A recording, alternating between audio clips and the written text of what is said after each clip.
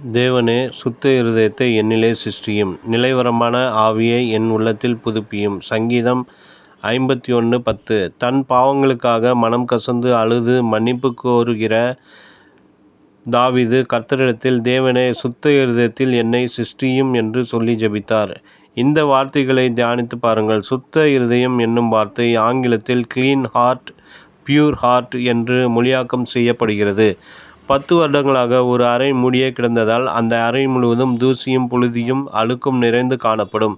அந்த அறையை பெருக்கி கழுவி சுத்தப்படுத்தினால்தான் அதனுள் தங்க முடியும். அதுபோலவே ஒரு மனுஷனுடைய இருதயம் பாவ வாழ்க்கையினால் நிரம்பி தேவனுக்கு இடம் கொடுக்காமல் பல ஆண்டுகள் அடைபட்டு கிடப்பதினாலே அதனுள் அசுத்தங்கள் நிரம்பியிருக்கக்கூடும்.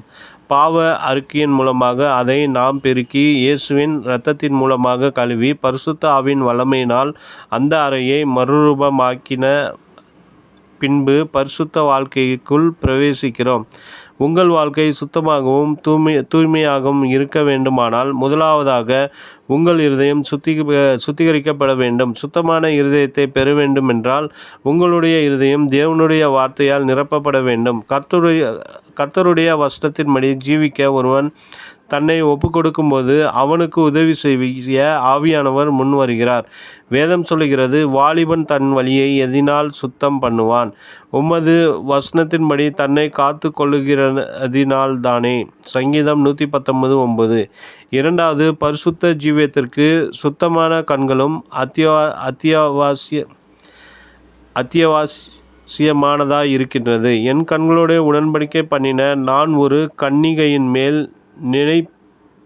நினைப்பாயிருப்பது எப்படி? யோபு 31:1 என்று யோபு கேட்கிறார். ஒரு ஸ்திரீயை இச்சையோடு பார்க்கிற எவனும் தன் இருதயத்தில் அவளோடே விபச்சாரம் செய்தாயிற்று. மத்தேயு 5:28. உங்கள் கண்கள் உங்கள் ஆத்துமாவை கரைப்படுத்த இடம் கொடாதிருங்கள்.